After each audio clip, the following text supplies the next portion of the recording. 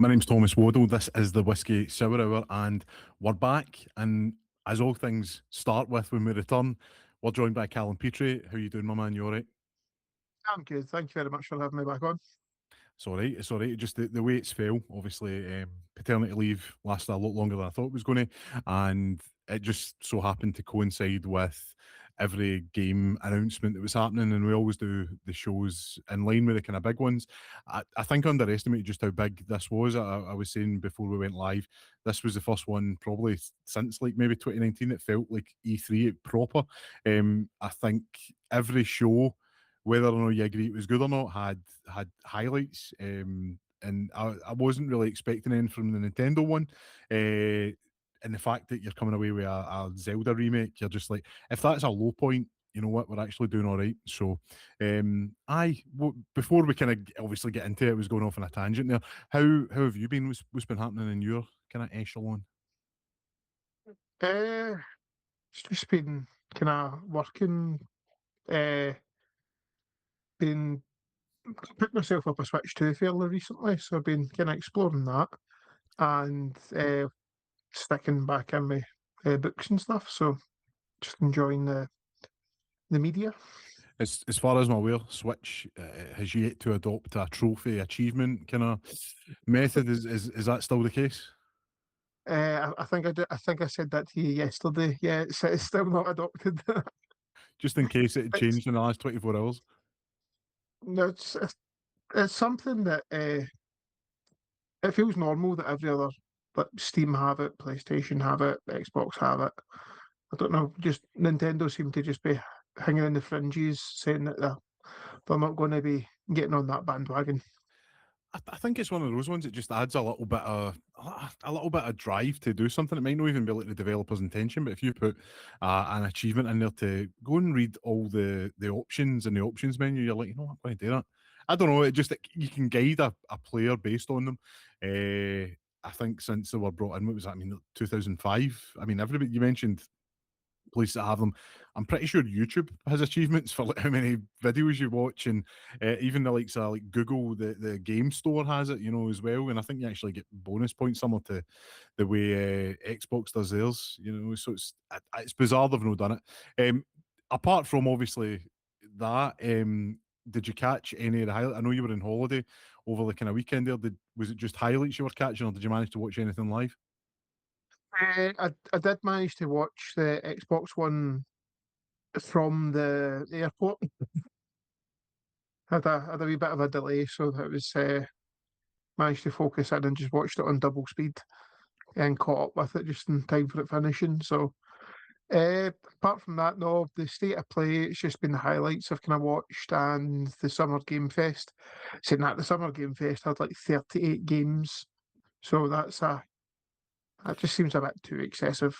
I think it's one of those ones. I think like an hour's a nice mark because you can get like a decent chunk of a gameplay, like a snippet, 7 minutes, 10 minutes.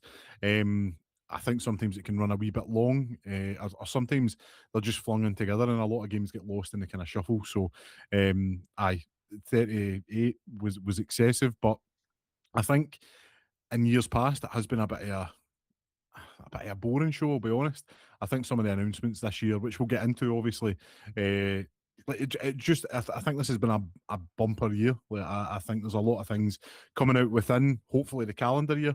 And the fact we've got big hitters like Grand Theft Auto, let's be honest, is an absolute juggernaut. That's still to come out in the year, and you've got games that you're actually, you know what, I'm going to have to like clear my deck, so you're going to have to make a point of playing them. Do you have any preferences to where we start? I know, like I personally think Xbox had the best showing, but I don't think anybody had. Well, Nintendo had a kind of boring show, like I say, the Zelda. But I thought PlayStation was quite good. And Summer Games Fest. Was there anything from Summer's Game Fest, you know, that you saw and you thought, you know what, that was good? I'll pull up the list here. There was that Blood of the Dawnwalker. That seems to be kind of hold my attention a bit. That's the Witcher vampire looking kind of thing. Uh, Oh, that pulled a Castlevania, didn't it? Like, is it the trailer? It's like modern day now as well. Is that right? Was that like a fever dream I had? I've looked at that many trailers. I couldn't. uh, I couldn't honestly confirm or deny that. The Wolf Among Us 2, the fact that that's not lingering in development hell and it's going to come out fills me with joy. And Final Fantasy VII Revelation coming to all platforms on release. That's a big one, so I don't have to try and get a Steve, loan of somebody's PS5 again. do you not feel like, though? I mean, obviously, it's became a trilogy, the Final Fantasy VII remakes. Um, it feels like, and I know because obviously it came out on PlayStation first, but it doesn't feel that long ago. But it's actually been over 6 years since the original remake came out. I remember during like COVID, everybody like going daft for that. Doom Eternal, and I think it was like, I was going to say Yokai, but it's not. What's the Tom Nook? What's he in? Is it? Oh, Animal Crossing. Aye, so they were all going after them. I remember I was trying to be kind of save for my money. I was like, I don't know how long this is going to last, and I got Digimon: A New Order. It was like everybody's talking about these games, and I'm sitting there, like just reliving like the Digimon World games. So I can't believe time's passed that quickly. That we're at the end of this. Well, I was going to say the end of the generation, but who knows when it's going to end. But the fact that we're 6 years in, we're getting the third game in this remake series, and it feels like no time's passed at all. Like it's wild, and they're hitting it such a good cadence. I think it's the right amount of time that people aren't really dropping off from it, but it's also not close enough that it doesn't feel like an event. Because I think when it comes out, it is going to hit really heavy. Because what I've played them all. You haven't played them, have you? I haven't, but like I think when they're all out, it might be worth doing. But in the meantime, I've been told, I think by yourself, but there's a few other people as well that are big on Final Fantasy, which I'm not. I've hand in my heart never played one. I think they look great, but uh, Promise me it's JRPGs. no, listen, Pokemon's amazing, all right, but it just never grabbed us. But I've been told on good authority that you should still play the original because this is like just the original on steroids. Like the fact that I think the first game is basically like the first like chapter of the original. Is that kind of a kind of close summation to what it should be? The so the first part of the remake, it's like a 40-hour experience, and it takes place in the first major city, which you can complete within probably 3 or 4 hours in the base game, and it's 40 hours in the remake. So, like, But for somebody who hasn't played it, how does that not become just like filler? Like, how do they make that interesting? a little bit of it does feel like filler, but a lot of it they went back and expanded on character backstories and fleshed it out. So where you would go from like screen to screen to screen, they've managed to make it kind of more seamless open world style gameplay where you're actually navigating these large environments and they're not being cut up into screens. So as you're walking through the streets, maybe actually the distance between these bits is just that bit longer than you expected it to be. And then side quests. And is it voiced? That sounds really silly. Like, I don't mind reading, but like, is it voiced completely? The remake ones, yes. Right. Okay. Okay. Hmm. I think it's one of the ones like you'll probably be able to get like the collection for like like £60, but you've got probably like 200 hours of entertainment there, so it kind of balances itself out. But I definitely will pick it up just because it seems to be like graphically amazing and it's going to be big. You can just tell that just by the looks of it. It looks incredible. A lot of the stuff I'm seeing online just now is the fact that Rebirth, the second part, came out quite close to the same time Final Fantasy 16 released. The, there seem to be kind of links between the games and maybe the trial stuff in 16 that actually went into the trial stuff in 7 Rebirth or 7 Remake that went into 16. The fact that the new one it's brought back the classic job system for Final Fantasy, so you can switch your character's kind of job role, where somebody would be a fighter, they can now become a mage instead of everybody everybody being able to do everything. It gives a hint that possibly Final Fantasy 17 is going to go back to a more job-based classic system. So, as somebody who doesn't really play those games, when you're saying jobs, is that really just classes? Is that what that Final Fantasy's Oh version yeah, of classes? Right. yeah. No, like, I mean, it's probably, it sounds like it's similar to the way Rockstar do their games. If you start off like, what Red Dead added, what Max Payne added, then that all gets folded into what GTA, 4, 5, and then whatever Red Dead's, that was all bundled into that. And now, obviously, this year we're hopefully getting something spectacular with GTA 6. But other than that, was there anything from the kind of? There's been that many. It's almost hard to tell. Like, did that come out there again? Just because one, it was that long. Two, we have just been inundated between that trailers coming out at the show, but then the gameplay videos not coming out to, days later. Was there anything else jumping out at you? Let's go back through Control Resonant. Control. We're That big fans here. Dynasty Warriors 3 remastered from the PlayStation announcement. Is it, I those games were like crack growing up. Just could not get enough Dynasty Warriors in my life. well, So speaking the fact, well, speaking of just random remasters, did you see that there's like a Toy Story collection coming out? Like, in the which fact, no, no, this we're good. this is slightly annoying me because, as I said to you, like I've just for the first time ever, I've just taken a load of games into CX, and it's I was quite surprised at the value I was getting for some of these games. I took in my Pokemon Black 2 and I got £57 in source credit. No, £57 cash for that. I'm pretty sure I paid £40 for it in the shop. It was like £87 credit they were giving you, or 57 cash. Anyway, I went on a tangent here. But the fact that there's all these remasters and remakes, it's really kind of devalued the. So if you scan and you try and sell it, your Last of Us for the PS3, you're only going to get £2 for that because they've done it on PlayStation 4 and PlayStation 5, and it's almost kind of watered down its own resale value. Not saying Aye. that who the hell's buying PS3 games anyway now.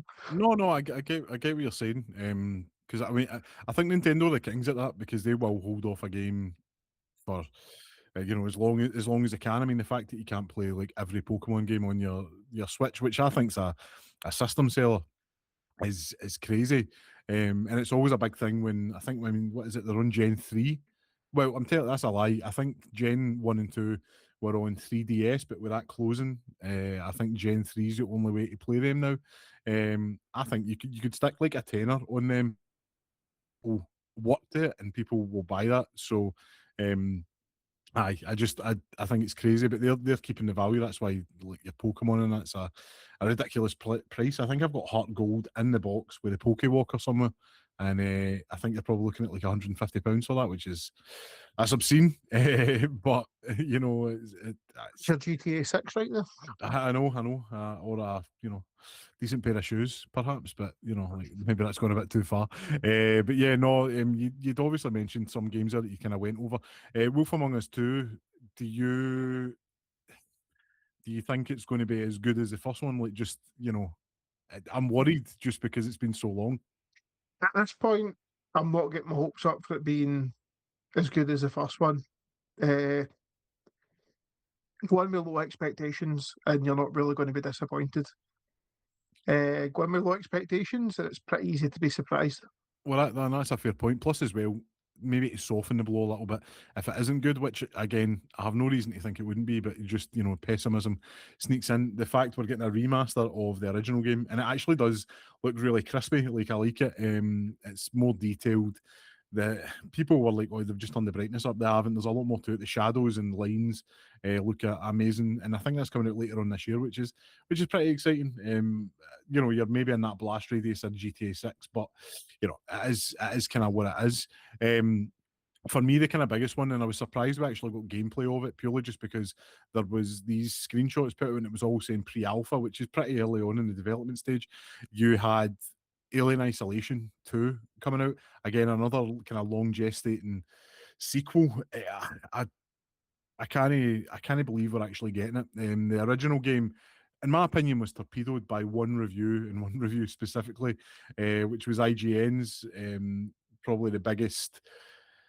It's probably the biggest footprint online when it comes to gaming journalism, unfortunately, and they gave it like a 5 out of 10, which is ridiculous. It's not, even just looking at the game, you know, it's not a 5 out of 10. The amount of work that's went into it, and yeah, the game underperformed. I think this just looks like more. I was going to say more of the same, but not. I mean that in the best possible way. And the fact we're outdoors now, that you're going to be clamoring to get inside those claustrophobic corridors again. That to me is quite exciting. Did you see any of it? Did see a kind of snippet, a kind of condensed version when I was watching the. Was that from the showcase or was that from the state of play? That was showcase, wasn't it? I think Yeah, I think it was no, the showcase. I think I maybe saw like a 30-second condensed version of the trailer. it's But very. Oh, that's it's scary. But again, I think that'll probably be a wee while off you, at minimum, at least next maybe October. But who knows? I like the fact that we're not getting stuff. We're not getting games. It's like, oh, coming 2029.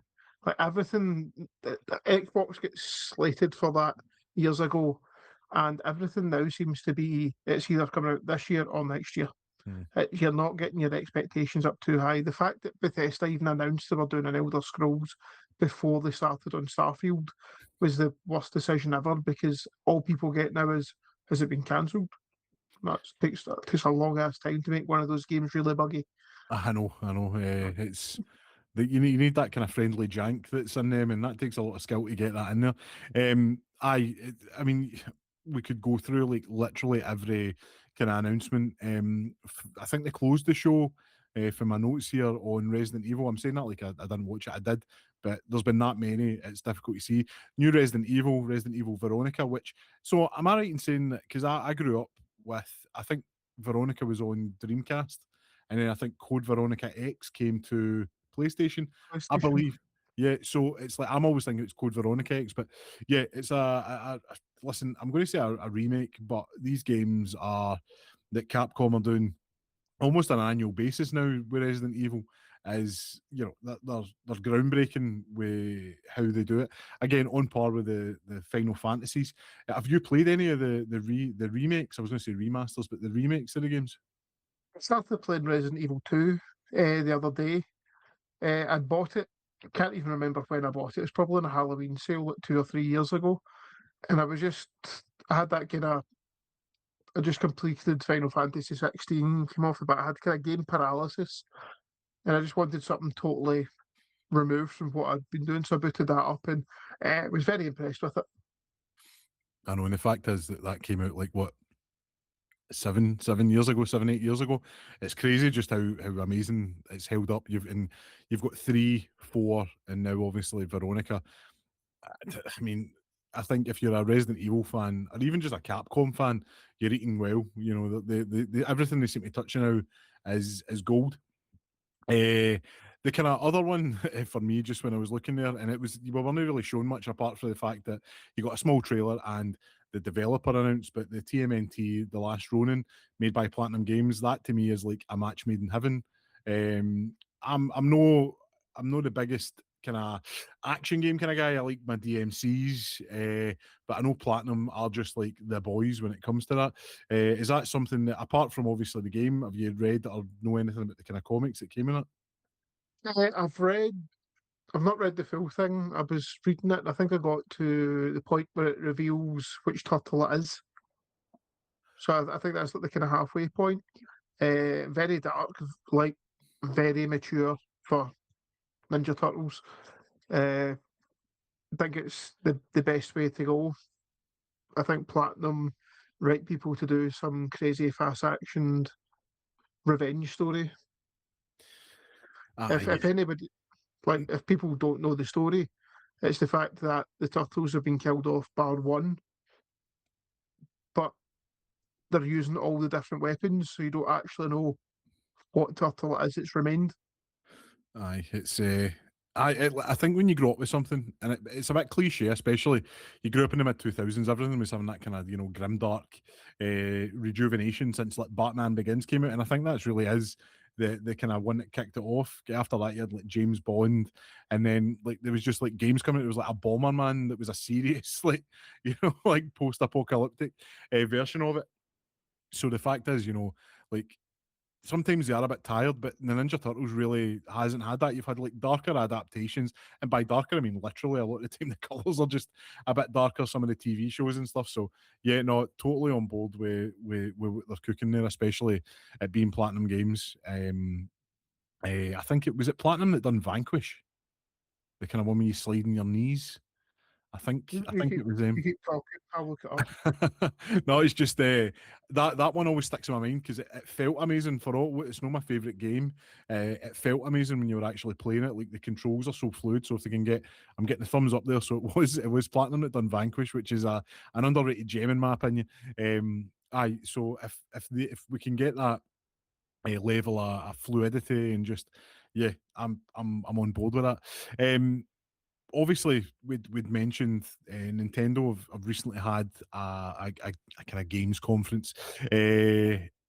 Was there anything To be from honest, that? Were you being a Switch 2? You should be invested in this. Is there anything you saw? I bought the Switch 2 an hour after the uh, Nintendo Direct was So finished. you I, must I, have you I was must have been told dead impressed with it then. That was you're like, I need to buy this. I didn't even know it was on.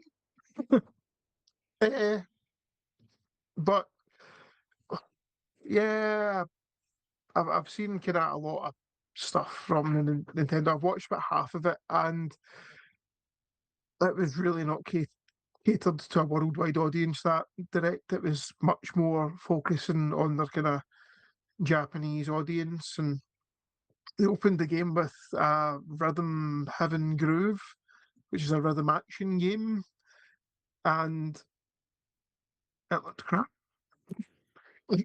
Like that's me putting it nicely. Like it just totally missed the mark on that. They're trying to cater to everybody, I understand, but I just don't think it was a good direct at all.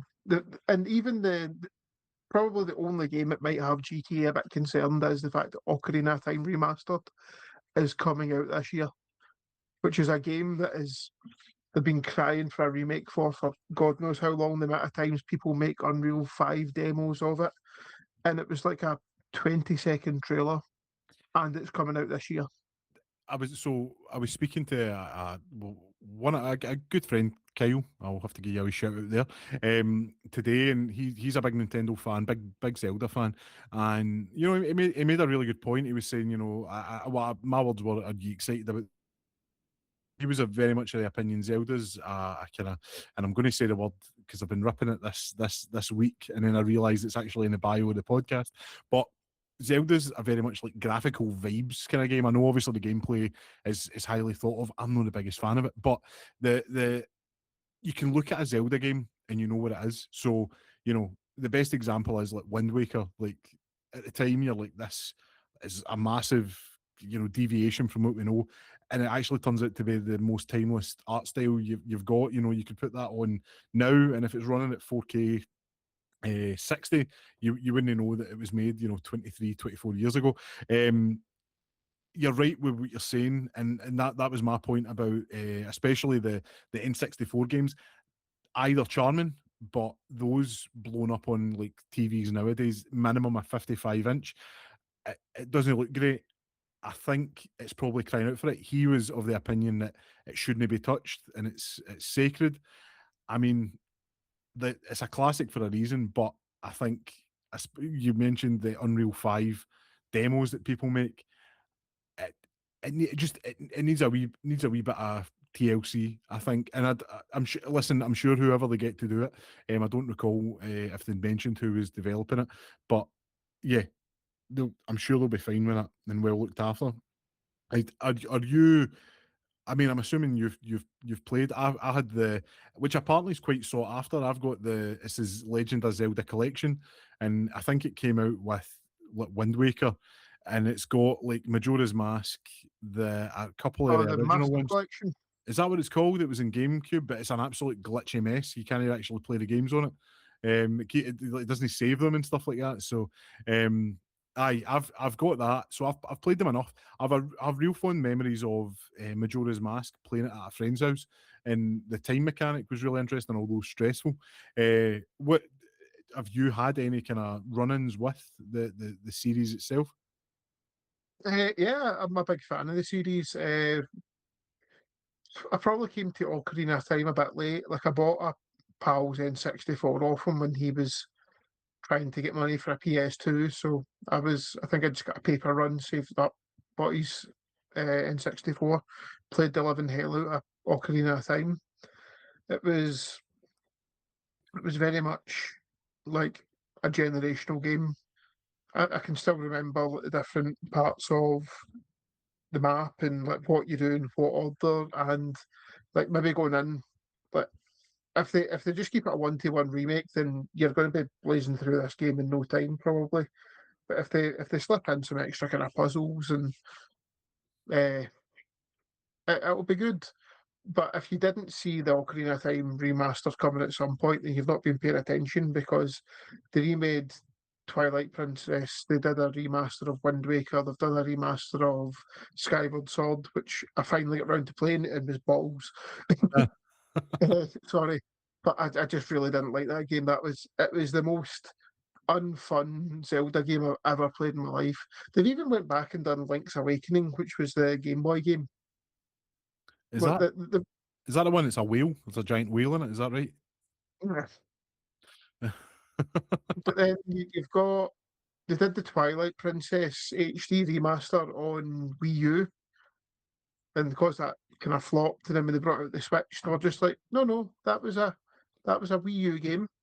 We're not re-releasing it for the Switch because that will involve developing it again. It was like, you had your chance to play it.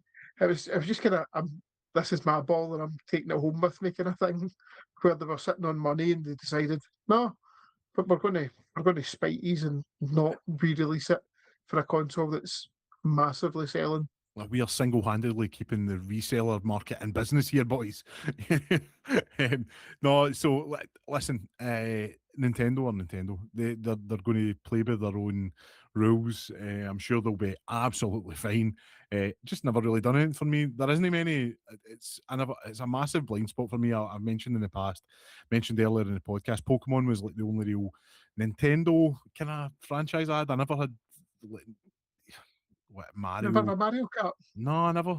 I was Sega, and then I was PlayStation, and then I played. I think whatever the Smash was on GameCube, which I think was Melee.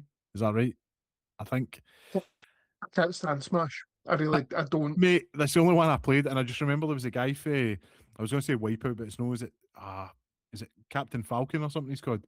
And he does like Falcon Punch. I don't know, man. Anyway, I used to just spam that and send folk flying, and I thought it was pretty cool. And there was a guy called Roy, and I just used to call him Roy Cropper. Coronation Street is more important to me than Smash. But yeah, no, like I was never. I was never really into Nintendo, and it's only in the kind of recent years I'd got I say recent years, it was like 10 years ago, I got a 3DS and really enjoyed the functionality of the Mii's and stuff. Like you'd be I used to ride a bike an awful lot, and I remember like riding to Glasgow, and it was I had my bag on and my DS was in there, and the amount of people I met, like that came up and you got to play with them in your little like dungeon crawling game and stuff you would have. So they were always fun. I was like, this is quite good. Played I think I played a Zelda on it. I can't really remember. But yeah, it was a lot of fun. But I think as I'm as somebody who doesn't have as much time, or as what I used to, I'm very much of the opinion now. I think story over anything. So if I can just like breeze through something, which is a way of me relaxing, somebody sits down to watch a TV show, I'll maybe play something for an hour and put it down. And the fact you've got it in your hand, I'll be honest, the Switch is looking quite tasty, especially the prices aren't actually as bad as kind of what they're saying. I mean, that's a sexy wee console. If you say something, the camera will switch to you and you'll be able to see it. Right, if you're down side by side, I've got the Hori split pad for the original Switch, Right. but definitely a bigger screen. So, what's the kind Speakers, of? I was going to. Is it? Does it feel good in the hand? Like, I mean, it looks quite bulky. so I had to get the Hori split pad for the original because like they've actually got a bit of wind to them and it feels a lot more natural. It feels like you're holding a controller. This one, it's definitely longer. You've got kind of more thing to grasp. It feels like I've got quite big hands to be fair, but the fact that you've got you can actually wrap your hands around this comfortably, and because the last one you felt as though your hand was curling round the actual console. It does feel a lot better. If you take the Joy Cons themselves, magnetic, so they just pop in instead of clicking in and having to go into plastic mountains. Uh, I think it's a lot more comfortable, a lot better to play, definitely more powerful. But the biggest thing so far is they've got a charging port on the bottom and the top. Ah, nice, So nice. depending what's more comfortable charging if you're while you're playing it.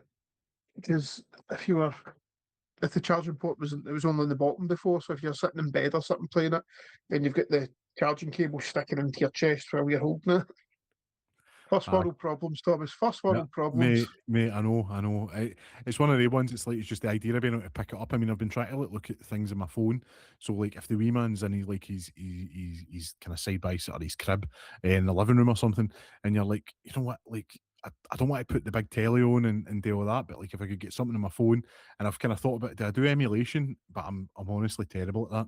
And then, oh, mate, listen, I've got one of them somewhere. So you're showing, is that the That's Kizzy? yeah. Isn't it? That's the Razer Kishi. Aye, so I've got one of them somewhere. I do not know where it is. I got it free with my like phone ages ago when um game or when EE was doing like a thing for Game Pass and the streaming was a thing. I do not know where it is. Otherwise, I probably would use that. It's a So fantastic bit of kit. If aye, anybody, if anybody's got Game Pass Ultimate and you want to use your cloud streaming more, get yourself down to CX or something and get a Razer Kishi because they are definitely worth it. I know they look like they look like I did have one. And was it a backbone? I'm not sure. That was very cool anyway, and I enjoyed it. So I think it's something that I'll probably look at down the road, because it's just it's easy to pick up and play now, and that's the kind of what I'm trying to kind of do the most. I know if you can get like something that you can play for an hour and put down or half an hour, it's just ideal. So there was that. Kind of moving on for Nintendo because I feel like we bashed them a bit there, but I mean it was a quiet show for them in all honesty because they do usually bring the kind of big guns. PlayStation, I think went in. Will I think they went in expecting low expectations. I think it was a reasonably good show. I know, like I don't see like Wolverine lighting the fire. Or lighting the world on fire the way like Spider Man did. I'll be honest, I'm quite off put by the gore. I know folk are going to be like, "What?" I know I can turn it off, but it feels gratuitous. And I know he's got razor claws and that kind of stuff, but other than that, like I mean, and I can turn that off. I do think it looks really good. Is it something that's on your radar at least? It's not. It's like I don't really. It's never been on my radar because I think the biggest flaw with kind of Wolverine as a character and putting him in a game is he heals quicker than he can die. So a game over screen's really gonna be a removal from disbelief kind of thing. I think the healing characters and even in like obviously the movies, Deadpool especially, like when you read the books, it goes too far. Like I think if you cut somebody's head off or something, they're dead or that. Whereas I read somewhere, I don't recall, but it was like Wolverine can regenerate for a drop of blood. You're like, get out of here with that nonsense. Like that is naff.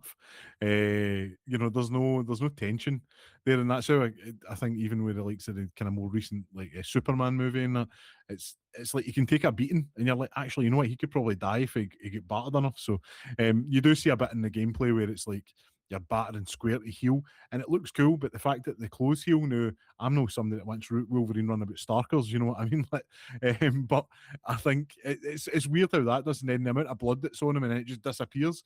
It's like wee things like that. Listen, they could totally clean that up in kind of 3 months. It's got. I'm sure it's something maybe they could do.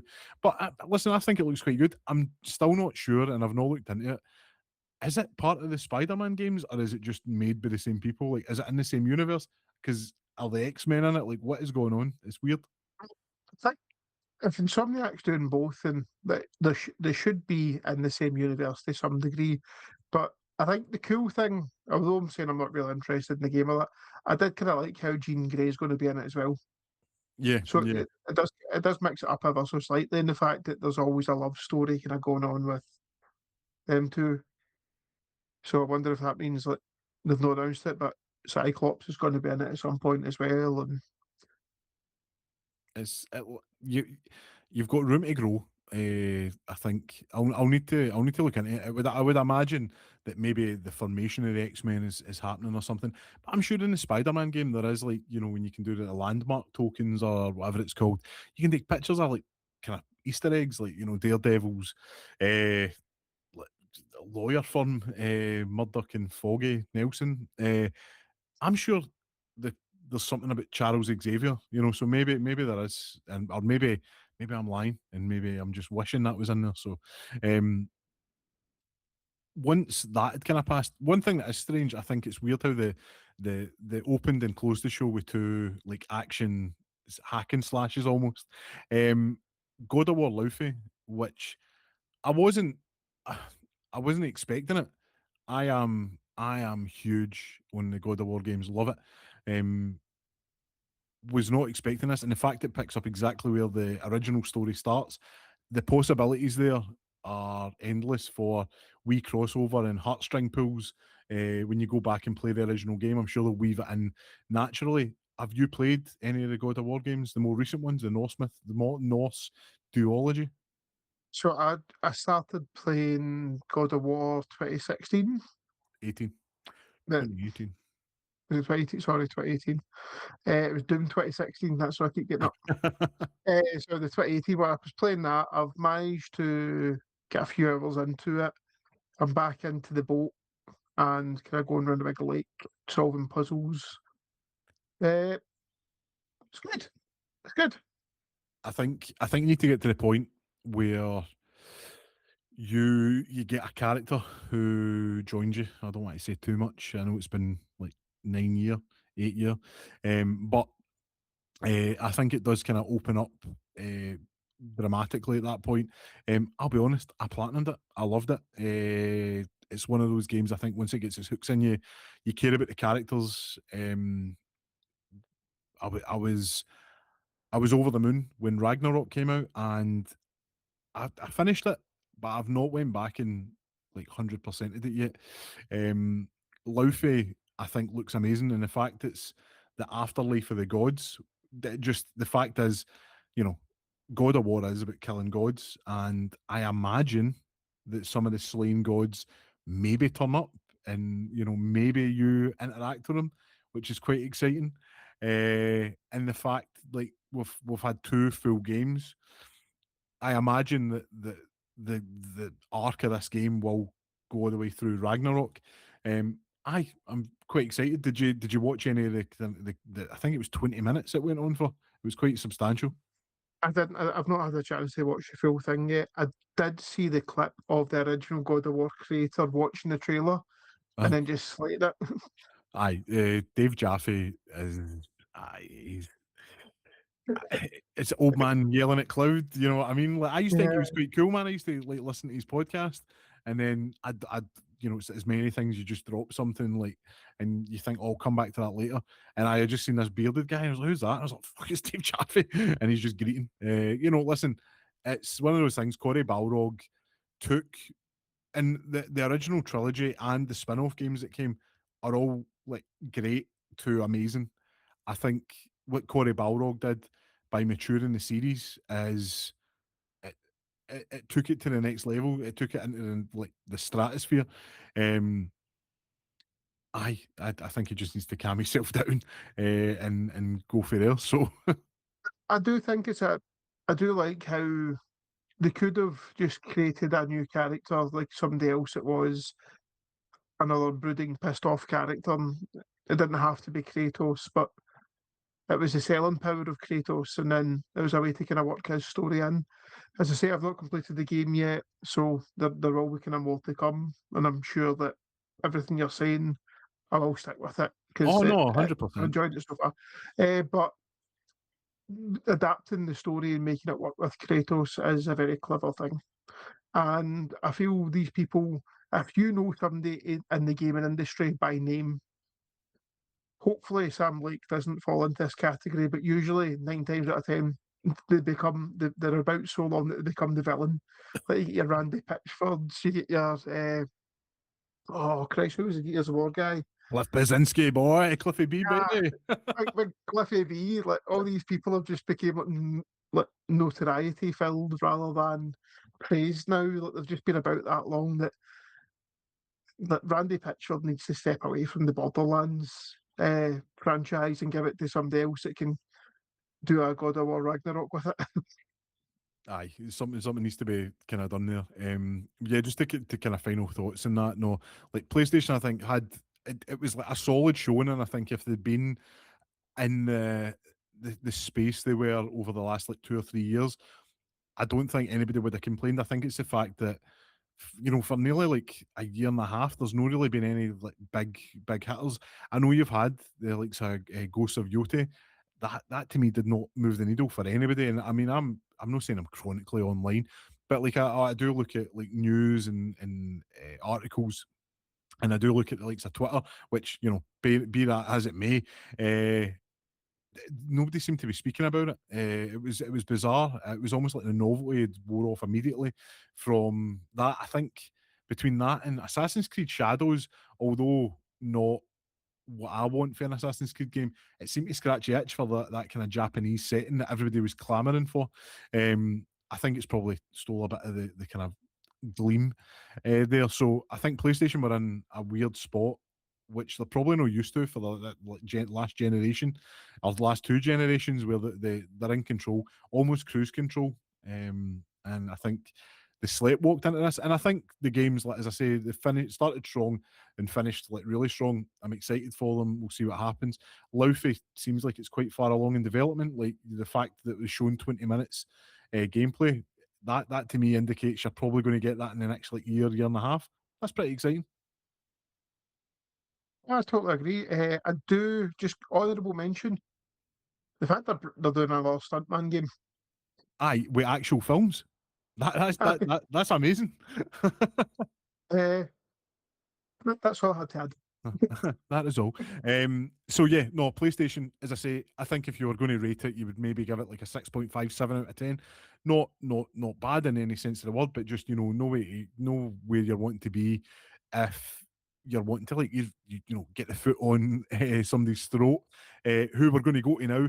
Obviously, I would say this is quite a Xbox centric group we have. I mean, you were part of many an Xbox kind of group, and probably I was actually thinking about it. I remember playing Forza Horizon 2, and you were like reviewing games, and I think it was for an Xbox site. I can't remember exactly what one it was because there's been a few, but it's always been big. And then obviously the Xbox One generation kind of came out, and to be honest, it torpedoed any goodwill that people had for the Xbox brand, and it never really recovered. And even then, like you and I were big on like Phil and enjoying what he was doing. I'm going to be honest here, mate. I think he maybe was the problem for the last 5 years when it came to the generations. Um, Do Ashes you Guard. think Sorry, do no. you, do you think that Phil hung about that long that it became the villain? See, in hindsight, I think it might have been that Sarah Bond as well. I think they had a catastrophic. He inherited a catastrophic ship with Don Matrick and what he done with Xbox One. He done a lot of good things like the backwards compatibility, the DMR stuff. I think he done as well. There was a lot of good things that he done. The acquisitions, Game Pass. At the same time, the exclusivity seems to like, and it seems to have already turned the ship. We're getting reports in saying that Xboxes are outselling the demand, or outselling the supply. Sorry, so that to me is crazy, and the fact that this show came out and basically, in a way, I want to say like righted the ship, but all comes back to whether or not they're actually making these decisions. But Asha Sharma's came in from February, and I think in the last like 4 or 5 months, she's just grabbed the direction of the company and totally changed it. What were your kind of thoughts on her joining to where we are now? Last time I did a podcast with you, you managed to drop the announcement of Project Helix. That got announced while we were doing the podcast.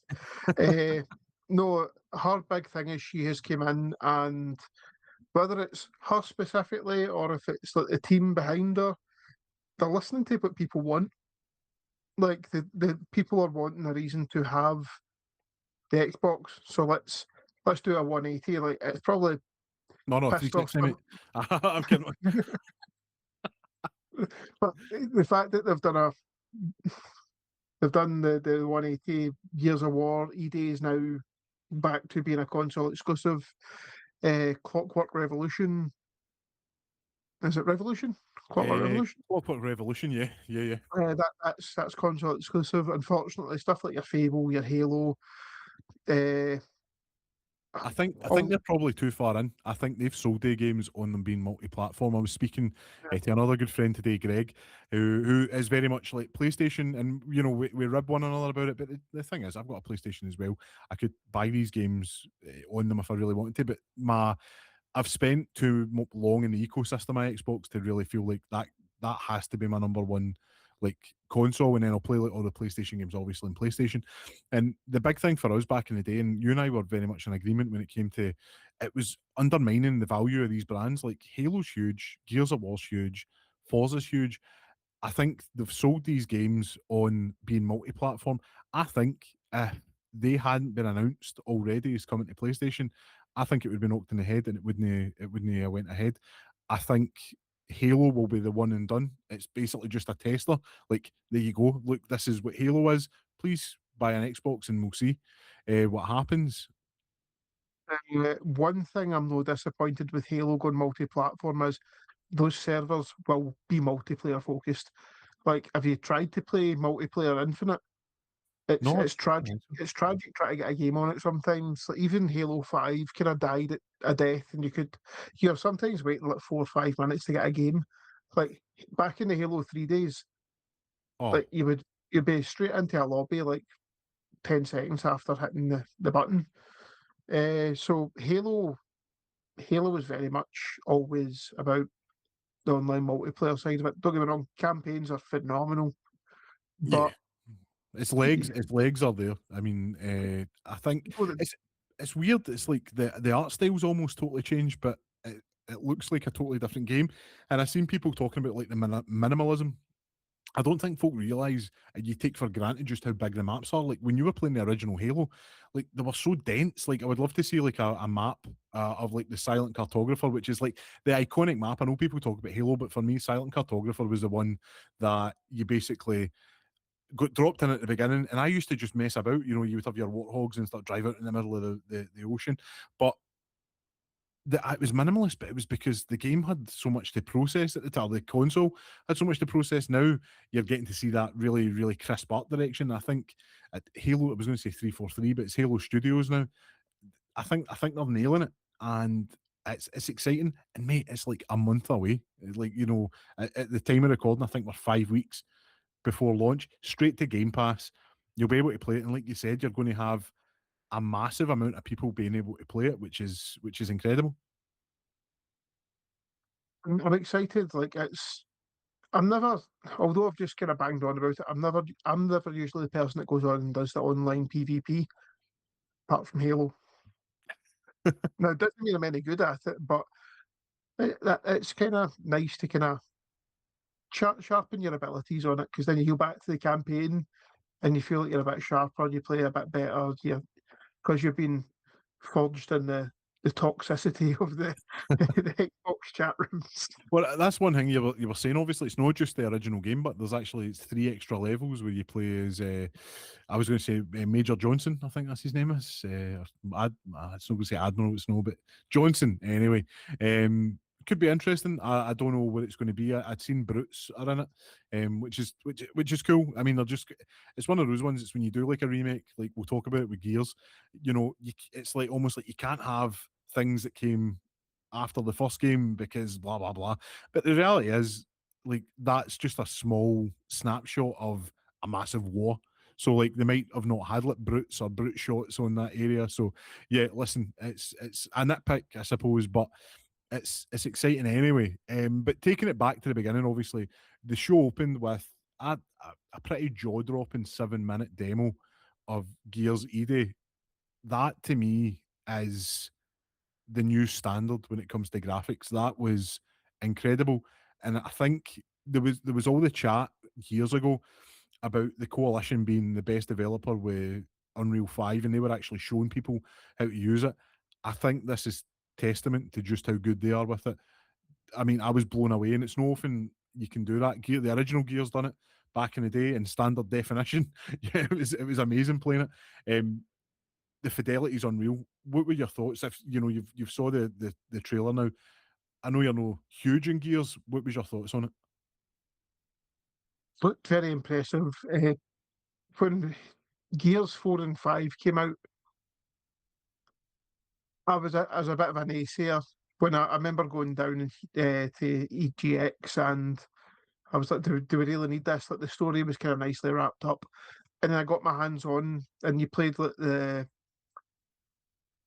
opening section, not the opening section, but the after you've met Marcus and you're running through the trenches and the storm's hitting. Yeah, yeah, the wind flares.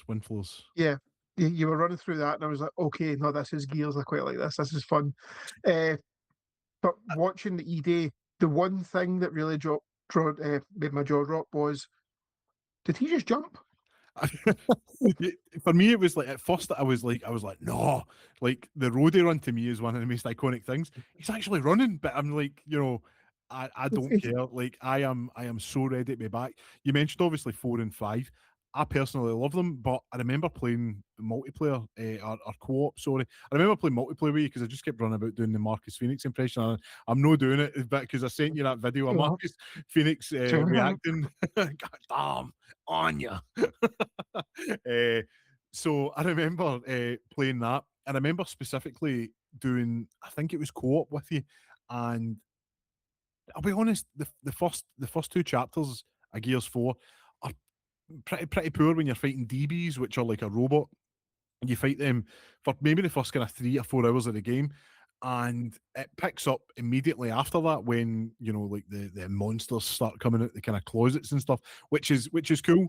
But I've always loved the writing, and I found very much becoming attached to the new characters, and I think they accompany or they went really well with the old characters, and I was a bit disappointed that there was big story ramifications in 5 right at the beginning with JD, and then he gets basically sidelined and you become Cat Diaz. And there's nothing wrong with playing as women, like that's not what I'm saying. But JD's story was much more interesting than what I think Cat's was, and I'm hoping eventually, because we've got Eder now. I know this is a wee bit of a tangent. When we go back, we can play as both and get some sort of like resolution there, because Gears is just to me it's bigger than Halo now. Halo's Halo's had quite a few misses. I don't think Gears, you could argue, Judgment, that is a spin-off. That's like the ODST to what Gears is. I think Gears doesn't miss the same way Forza Horizon doesn't miss. And this was a return to form. It's exciting. The graphics are incredible, and I don't know about you, but the weight of that train when it crashes, I felt that, man. I'm like, my sound system is going to shake when that happens. It feels like they're actually putting the amount of prestige behind this Gears game to make it like the flagship. Yeah. No, I agree. I think I, th- I I think it's going to be one of those ones that you're like, why didn't like? It'll be difficult to go back and play the older games. The way the movement looks now, and the way the fighting is, and the shooting, and the cover system. I think you might play like Gears 1 to 5, and you're like, I really miss the mantling system that's in this now. Um, it looks incredible. We've got Dom back, who, again, no spoilers, man, but Gears of War 3 is a pretty rough game. Dom's had a pretty rough time of it, let's be honest. Um, but yeah, no, it looks incredible. To open the show with that was jaw dropping. Like, I loved it, loved every minute of it. It was up there with the Laufey. Like, I mean, I know maybe it didn't sound like I was too enamored, but like I was so excited for Laufey and Gears of War. What is it with God's of War, Gears of War, man? Like, they two are just like the sandwich I want right now. Unreal. And I say unreal, that's the engine it uses. See, so no, it looks great. It really does. Aye. Sorry, I feel like I'm just going off in tangents there about Gears, but my passion for it is exciting. So yeah, Well, no, do you want me to shift it to something a bit more light-hearted? please do, please do. A magpie tail. Crazy Taxi World Tour. Mate, where did that come from? It's getting heat online for having AI assets in the Oh, development of the game. right, okay. Like, I mean, like, is it? I think AI, when used properly, I hope it's not taking anybody's job. But if you're talking about the placement of bins in a giant open world, and you're like, here, Gemini, put this bin at like every street corner at this exact location. You know what? That's it. But if they're making things like, look, that's a wee bit. Aye, it's a bit mad. You know, like if you complain about people coming perhaps from other countries and taking your job, that's a pandemic you've got there. Like, oh, this is terrible. But AI comes, that's just the future, mate. You need to get used to it. Come on, like, what we're doing here. So but Offspring. listen, they're back. They're back. That's one thing. Like, I remember, Crazy Taxi came out on like XBLA back in the day, and it was like, I remember playing that game. I don't think it was. It must have been on a console, so like a Dreamcast or sort of PlayStation, and I felt like, oh, this soundtrack's amazing. When I got the game, when it came out in XBLA, I was like, actually, like, there's like 5 songs in this, and it's a very short game. But yeah, no, Crazy Taxi coming out, that caught me off guard. That really did. There was no Uh, release date for that, was there? Not that I can remember.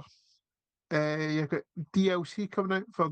Is it DLC for Or the Doom? Dark Ages? Aye, Health Freezing Over. I Yeah, can't. It's Revelation, I think it's called. Is that right? I think Doom. so. Yeah. Aye. Um, Uh, at least we're going to probably see how he gets his new armor. Like, there you go. Like, that's. I've not played Dark Ages yet. Is that one you've played? So, like, I loved. You mentioned 2016 earlier. I loved 2016. I then got Eternal once I'd got a Xbox Series X, and once I played that, I was just a slight disappointed. I felt, and it's totally the way the game's designed, and it's my own preference. I don't like the fact that I can't just use one gun. Like, you have to be constantly changing. Just the way the ammo system works, and the glory kills, that kind of stuff. Dark Ages to me didn't move my needle purely just because it looked like a shoot 'em up. Like, you were avoid like you could green. What is it, like, the missiles were coming at you? Oh, but if it's a green one, you can deflect it. Why can I not deflect them all? You know what I mean? Like, that kind of stuff. But listen, I'll probably will. Like, there'll be a time when I'm like, you know what? I'll probably download it. I'll probably like it. It just never moved the needle for me. The DLC looks quite good. They've done the same with Eternal, I believe. There was like a kind of epilogue but apparently it was like, like, solid. It was really hard. So I'm sure it'll be tough. But again, I'll be playing that on story mode. So that's right. that's for So me, we went dark. Spyro, mate. A Realm Beyond. So it was not that. I'll be honest, I totally forgot about Toys for Bob. I know they went independent, but then they were like, but we're still going to do something. So listen, I'm someone, not ashamed to admit, I've 100%ed all the Spyro games. So that Reignited trilogy, I've got 3000G out of that. Loved every second of it. Aye, listen, more Spyro. My only concern is I love the gliding mechanics, and it just you could build a world around it. I'm a bit concerned that you could maybe skip things just by flying. Flying levels were specific to certain parts of Spyro, and they were special. So we shall see. But listen, that's 9-year-old me worried about that, when really 34-year-old me should just be like, we're getting a new Spyro, it'll be fine. The same way Crash 4 was fine when it came out. Do you have any kind of memories of Spyro when it came out? The original series, I mean. I remember playing Spyro 3 and it was kind of my Tony Hawk's period, so I was just playing the skateboarding minigame all the time in Spyro 3. I totally forgot. Like, I mean, obviously I finished it, but I totally forgot. Just as soon as you mentioned Tony Hawk's, I was like, I know where this is going. I remember it was like I had the 1998 demo disc, the black one with the writing, and it had a couple of levels, a Spyro, and I remember like Toasty being there, which is the big dragon head level you would go in, and I'm sure it said on it, like maybe I'm misremembering it, but it was like coming winter 1998, and I was always like, man, I can't wait to get that. Like, I would love to get it, but back then you weren't getting games whenever you wanted them. It was like birthdays or Christmas, and I remember my gran, my Nana Joyce, got me, and I've still got it somewhere. It's packed away somewhere, but it was a I got Spyro, and I got it's a purple case with like Spyro embroidered on it, and I'm like, she's went out, saw Spyro, knowing that I like it, and got the case. I was like, you know what I mean? Like, she was in World War Two, and she knew that, man. That's pretty cool. So no, listen, Spyro's incredible. The same way like Crash is, but it's a much more approachable game for younger gamers. So listen, Certainly. I'm excited. I'm excited for it. And if hopefully there's some skateboarding levels, you could pop an ollie and maybe do a 50-50 grind. It'll be pretty cool. Do you want me to go dark again? I'm wondering, are we going Persona 6 perhaps? That was quite dark. I wasn't sure. I had that on my Uh, list. I Just to, was surprised that was announced, that there's so much Persona and stuff being announced on Xbox, but I I was know. going to go Metro 2039. Mate. So aye, that is dark.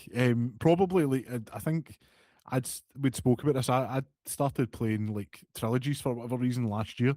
So I done the Bioshock trilogy over like 3 months, and then I done the Metro trilogy over 3 months.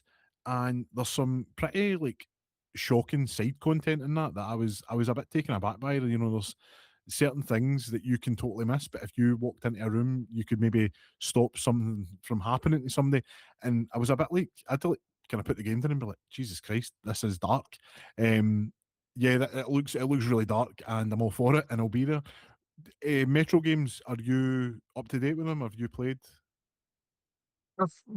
So I played the first two, and then I replayed the first one when I was doing reviews because I got it for review on the Switch when it first came out for Flickering Myth. Hmm. So I'm more familiar with that. The second one, to be honest, I can't remember the most of it.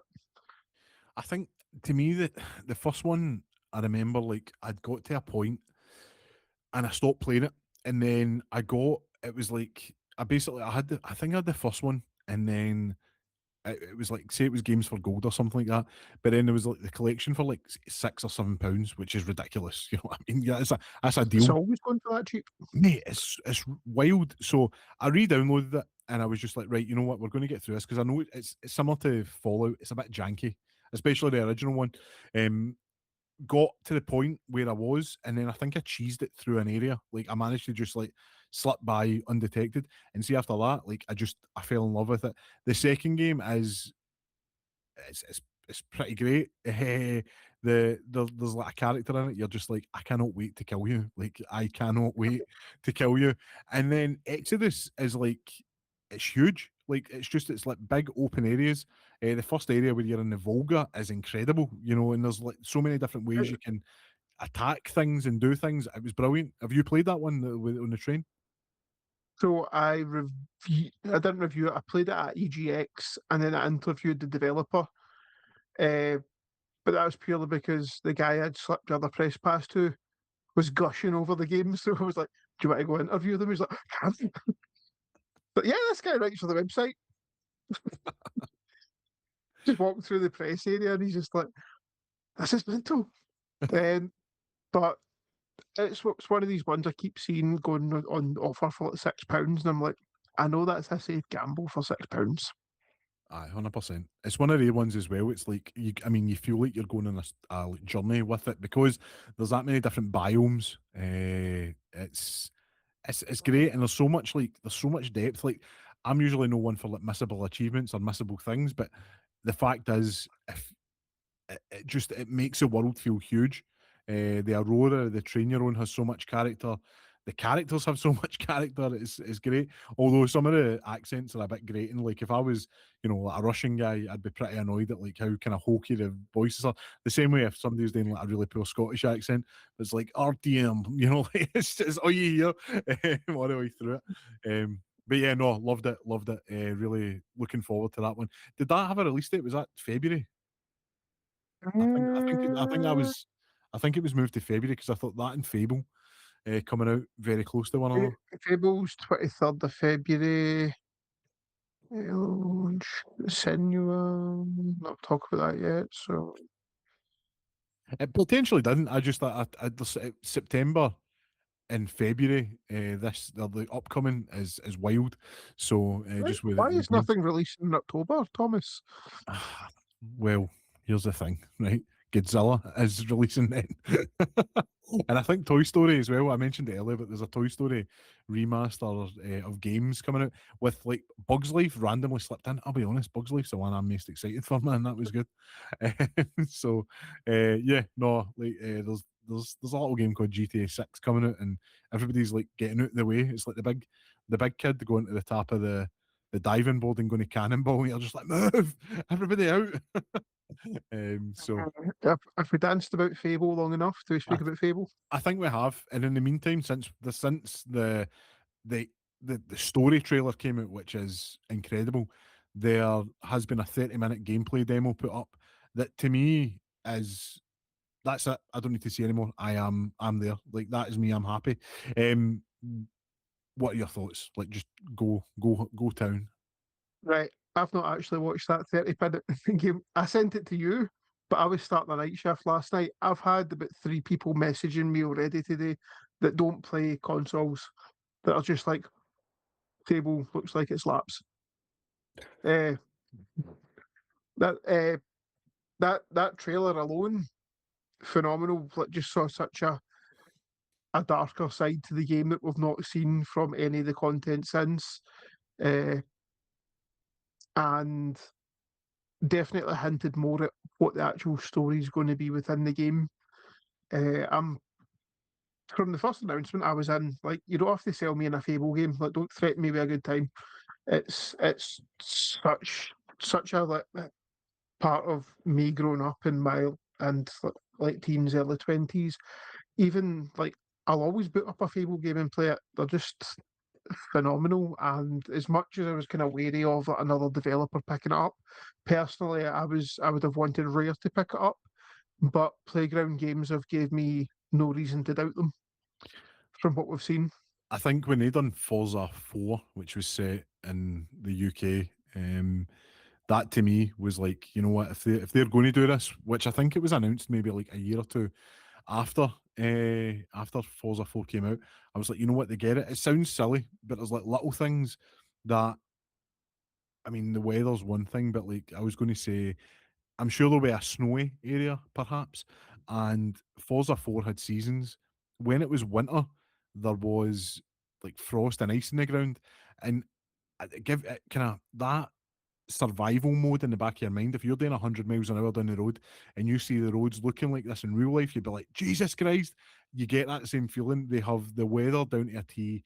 They'll get the humour, because a big thing about Halo is the kind of British kind of gallus Fable. humour. Yeah. It's huge that way. And let's be honest, they're going to look gorgeous. And I Fable's never really been it's and I'm going to say it again, it's all about the vibes. To me, gameplay is secondary with Halo.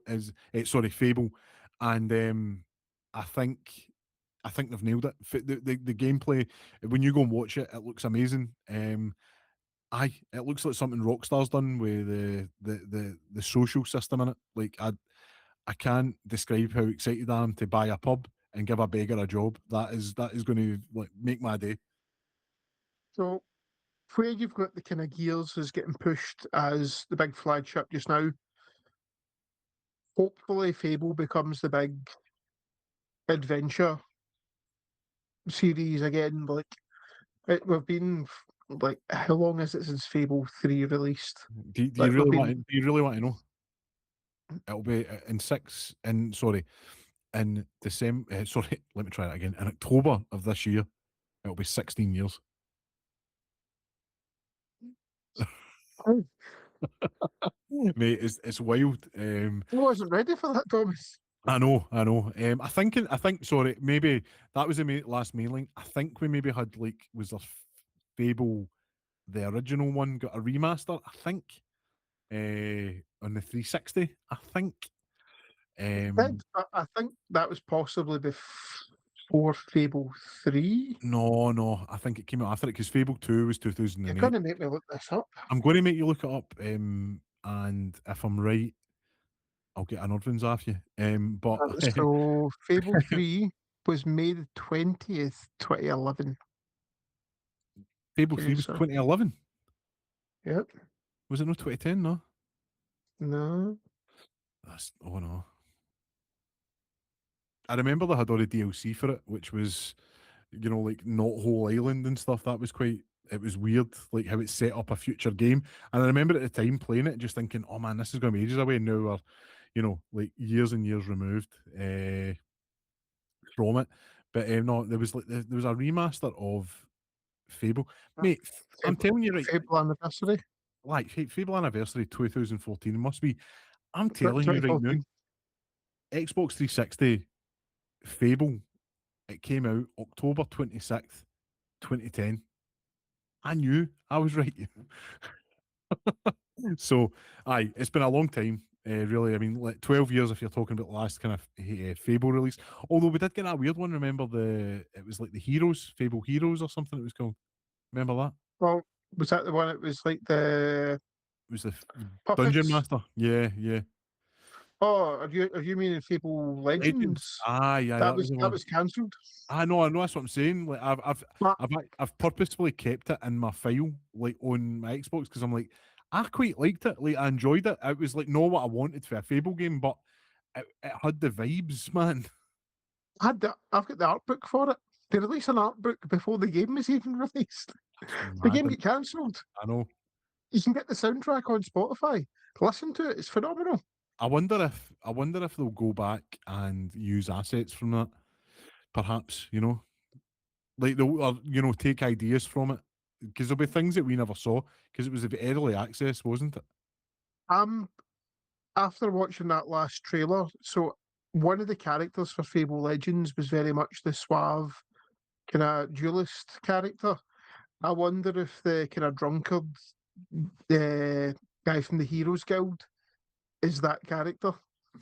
Is that the guy Because that was voiced by the guy for Peep Show? I can't remember his name. I think so. Superhands. I think it might be, but just looking, I think there's kind of design similarities between the two. This is me going down a rabbit hole. People probably don't want to listen to this. Listen, we could date for ages with Fable, but no, mega excited for that. It just it was pretty great. We've touched an awful lot on Halo as well. I don't think really much more needs to be said. I think we've got a month to go. Let's just wait till it's in our hands now. I think it'll be really good. I think the only kind of misstep I think the show had, and I think you'll agree with, is what did it close on? What was the big finish? It What was was it Call of Duty. again? It was Call of Duty. Oh yeah, I bet you just said I've caught up the Call of Duty. I'm just going to switch it off now. So Like if anything, you should have finished on that Join Us, that cult simulator. I know that's so weird. But yeah, finished in COD. Listen, I've recently played the Modern Warfare trilogy. I've never felt a game go from being like this is a really confident original like Modern Warfare 2019 to get into the second one, which was 2022, you're like, you know what? It's a bit of a step down. They're bringing a wee bit too much of the multiplayer stuff in it for my liking. To then get into the third game, which came out the year later, which should have been a red flag immediately. And you've got basically DMZ maps getting used for story, and it was horrific, and I had to force myself to finish it. I was so disappointed with it. Hopefully, I mean, it will not be at Game Pass. They're not coming to Game Pass anymore. Day one, so hopefully a year down the line, the story's quite exciting to play. Still plenty of Call of Duty games to come out. I think Cold War has a lot of games, or the Black Ops games have a lot to come out on Game Pass. But yeah, it was a weird way to end it, considering we already knew it was there. That's like a mid-show thing, or just do it separately. It's a big enough brand, you could have done a separate thing. I think they should have finished with the Fable trailer. Yeah. It's what got me most excited. Uh, Senua, even maybe. Senua, yeah. I was surprised actually that was out there. One, that they've changed the name just to Senua and it's not Hellblade anymore. But I feel like we only just got Senua's Saga, is it called? The second one, which is very much, and I This don't like. one's Sacrifice, isn't it? Yes, I think so. Um, I think those games are very much more look at how beautiful this game is and don't really think about how well it plays, which it plays fine, but it's quite paint by numbers when it comes to like action games. I think this looks amazing, and the fact you can like throw your sword, and it just looks a bit more gamey, for wanting a better term. Had you played much of the second game? I know I'd started it, and it never really grabbed us the way the first one did, and I was like, I'm going to step off this for a wee while. It took me a long time to complete the first one. Like I kept playing a wee bit, coming back to it, playing a wee bit, coming back to it. So the second one, I was like, I'm going to mark out like a bit of time. So I don't think I've properly started. I've maybe booted it up just to go, shit, this looks pretty. And then I was like, but I'll come back to this when like the kind of mood hits me. I'm no far into it, but I was just like, I'm no in the mood for this. Like, I want something that's like grabbing me, and it was just the beginning. I'm sure it will get good, but yeah. But listen, this looks more of a game and looks a lot more exciting. Would kind of hit the kind of big points over that. Is there anything else in your list that you're like we've missed or we've no spoke about? I think we've kind of ticked a good bit of them. Some of the stuff, obviously, that there's that much. You really should go and look, because there'll be something that catches your eye. These are just the big tick items, and the ones that really appeal to us as predominantly Xbox gamers. But just we like what we like, in a sense that we like a good story. We're not very much multiplayer facing. So, was there anything jumping out at you? There was that game. Is it Magicians? The Devil's Deal. It very much It, looked like a Bioshock, it, or sorry, Dishonored. it looked somewhere between the two. Like you had kind of Bioshock style powers with Dishonored style gameplay. But at first I thought it was Clockwork Revolution because of the set. And then, so maybe I feel the thing about Xbox is there was too many games that looked quite similar. Uh, you got a couple of really dark looking ones in there as well. Like to be honest, I can't remember what Valor Mortis looked like. Uh, I think like was that not a JRPG or something, or it looked like maybe, something like that. No, but but it but just but that magician one, that's interesting. That came out. I know, like maybe it's been announced and I've just missed it, but that looked genuinely interesting. The fact that you had the kind of Dishonored style, or what was the other one I said? Dishonored or Bioshock? You said Bioshock. Bioshock. Yeah, yeah. Uh, it looked fun, and if it's coming to Game Pass, I'm probably going to play that. That's it. You can pick it up What, and see what it's like. what are Arcane Studios doing anyway? Are they not doing Blade? Is it them that's doing Blade? Is that correct? Because I know I've not really heard anything from them since Redfall. The less said about that, the better, I think. Yeah. Um, but yeah, no, I think overall, I think if you enjoy games in any sense, whether it's hardcore or casual, um, I think it was a pretty good week, and there seems to be more and more things coming out. Like we mentioned, obviously, Alien Isolation. There has since been previews that have came out, and it really just sells the game on being more of the same. It's only the prologue people are getting to play, so who knows when it'll be coming out. There's a driving game by the ex Forza Horizon developers called Clutch, which looks like basically Forza Horizon meets a Need for Speed Hot Pursuit. That to me is a pretty sexy combination. There's just so much coming out, and you've got that looming threat of GTA 6. Things are either going to be coming out a lot sooner than you think, or you're going to have to wait to February, which just seems to be the month everything else is dropping. So yeah, no, it's going to be a wild year You got a top three of the show. of all the shows. Aye, I think it's easy. I would put God of War, Laufey, Gears of War, and Fable.